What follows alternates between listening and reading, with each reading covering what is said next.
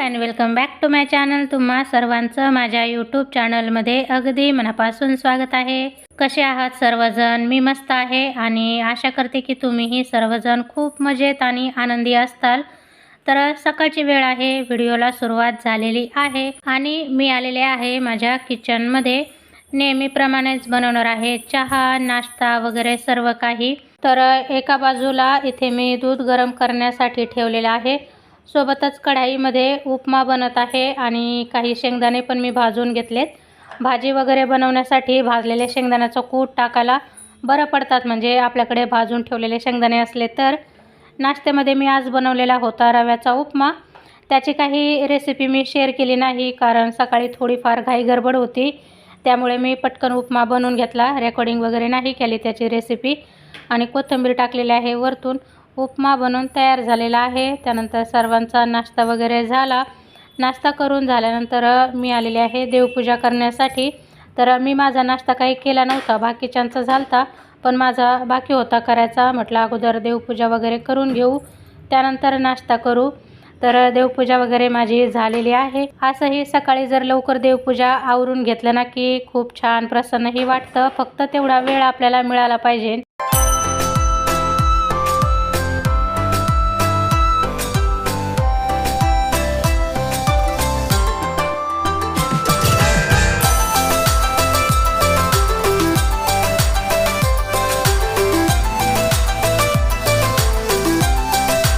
देवाची पूजा करून झाली, त्यानंतर मी माझा नाश्ता वगैरे केला।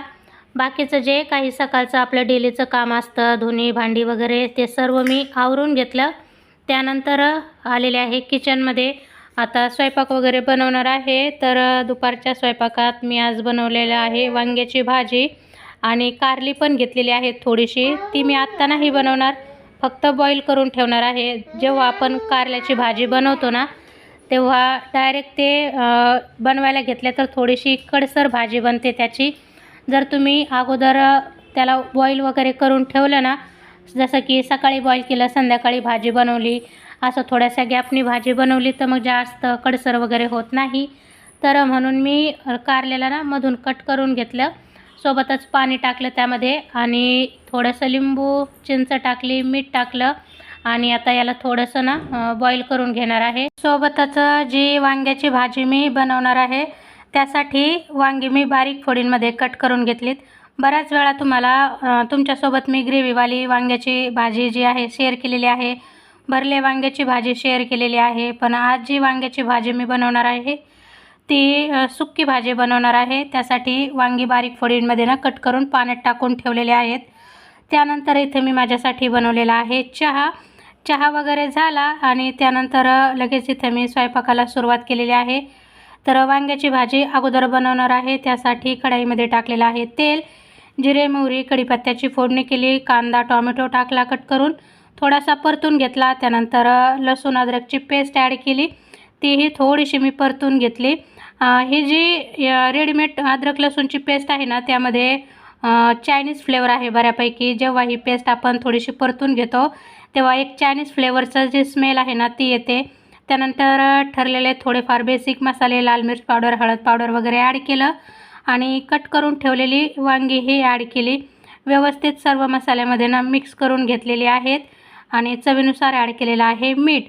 पुन्हा मिक्स करून घेतलं, झाकण ठेवून 4-5 मिनटं भाजी शिजवून घेतली, पुन्हा व्यवस्थित हलवून घेतली। भाजी जवळपास 50% शिजल्यानंतर त्यामध्ये मी भाजलेल्या शेंगदाण्याचा कूट ॲड केलेला आहे।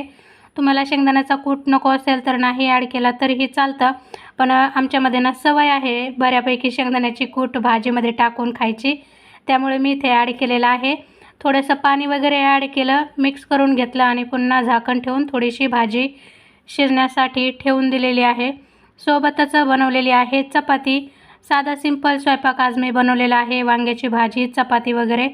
तर बस स्वयंपाक वगैरे माझा इथे बनवून झालेला आहे आणि वांग्याची भाजी ही शिजली होती, तर वरतून मी त्यामध्ये ना खूप सारी कोथिंबीर वगैरे ॲड केलेली आहे।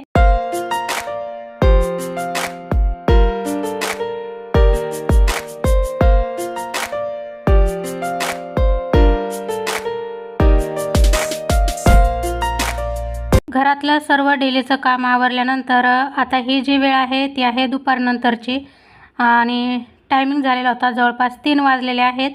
3च्या दरम्यान मी इथं थोडीफार जी आपली भांड्याची रॅक आहे ती क्लीन करण्यासाठी घेतलेली आहे. नेहमीच मी क्लिनिंग करते, तरीही काय माहिती कुठून त्यावरती धूळ वगैरे ना खूप जमा होते.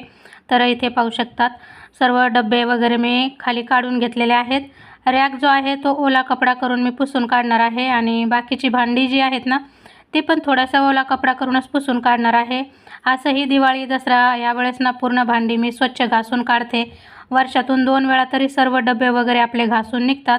आता सध्याला त्यामध्ये थोडंफार जे किराणा सामान आहे ते आहे भरलेलं आणि मध्यंतरी पण मी मोठ्या साईजचे जे डबे होते ते बऱ्यापैकी घासून ठेवलेले होते, कारण आता उन्हाळ्याला सुरुवात झाली. उन्हाळी वाळवण मी बनवत आहे सध्याला, तर त्यासाठीही आपल्याला डबे लागणार आहेत. म्हणून मी मोठ्या साईजचे जे डबे होते ना ते घासून काढून ठेवून दिलेले आहेत.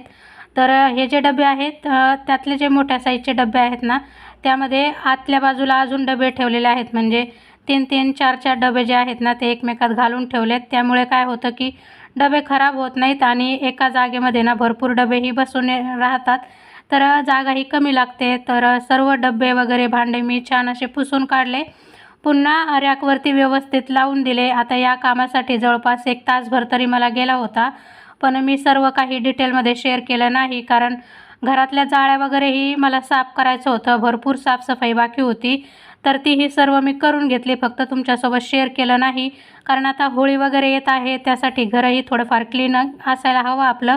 आणि साफसफाई करत असताना मला ना मुरमुरे मिळाले, तर म्हटलं आता या मुरमुऱ्याचं काय करावं. तर त्याचा विचार केला की मी चिवडा बनवून टाकते, असंही मुलांना मधल्या वेळेत खाण्यासाठी उपयोगी येईल. तर जे मुरमुरे होते ते मी चाळणीमध्ये टाकून ना थोडेसे चाळून काढले. जवळपास 2 ते 3 महिन्यापूर्वी आणून ठेवलेले होते घरामध्ये, 3 महिन्यापूर्वी. तर डब्यामध्ये ठेवले आणि नंतर मी विसरून गेले होते.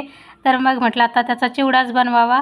मुरमुरे चाळून घेतले, त्यानंतर कढईमध्ये थोडंसं तेल टाकलं, मोहरी टाकली, हिरवी मिरचीचे तुकडे, कढीपत्ता आणि शेंगदाणे टाकले.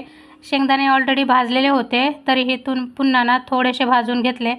हळद पावडर टाकली, थोडीशी लाल मिरची पावडर टाकली कलरसाठी.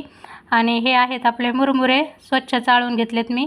आणि इकडे फोडणीही बऱ्यापैकी आपली परतलेली आहे. त्यामध्ये हे मुरमुरे टाकले आणि 2-3 मिनटं मीडियम फ्लेमवरती ना व्यवस्थित परतून घेतलेले आहेत. त्याला काही जास्त भाजायची गरज नाही, फक्त मुरमुरे थोडेसे चिमलेले असतात. कढईमध्ये थोडेसे गरम केले की मग ते थोडेसे क्रिस्पी बनतात.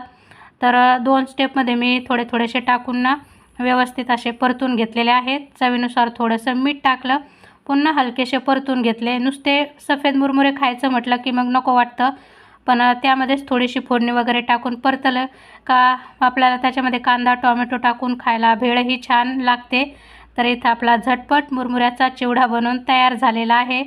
जर तुमच्या घरामध्येही मुरमुरे वगैरे असे आणलेले असतील आणि बऱ्याच दिवसापासून ते तसेच असतील ना, तर तुम्ही अशा पद्धतीनं झटपट मुरमुऱ्याचा चिवडा बनवू शकतात, किंवा मुरमुऱ्याचे पोहे पण छान होतात, तर तेही बनवू शकतात. आता ही जी क्लिप आहे ही आहे त्या दिवशीची संध्याकाळच्या वेळेसची. संध्याकाळचा स्वयंपाक वगैरे झाला, जेवणं झाली आणि मी इथे काय करत आहे, तर हे जे कांदा टोमॅटो बटाटा लसूण वगैरे भरून ठेवायचे जे स्टँड आहे ते मी खोलून ठेवत आहे. कारण तुम्ही इथे पाहू शकतात कांदा टोमॅटो बटाटा या व्यतिरिक्त ना दुसराच जो सामानाचा पसारा आहे तो त्यामध्ये भरलेला आहे. आपण कितीही त्यात जे वस्तू ठेवायच्या आहेत त्या ठेवल्या ना तरीही मुलं येता जाता किंवा आपण कधी चुकून ना त्यामध्ये दुसऱ्याच वस्तू भरून ठेवतो. तर म्हणून मी ते स्टँड पूर्ण खोललं, घासून काढलं आणि ठेवून दिलेलं आहे. सध्या तरी त्याचा वापर मी नाही करणार, कारण इथे पाहू शकतात खूप साऱ्या पिशव्यांचा पसारा त्यामध्ये झालेला आहे.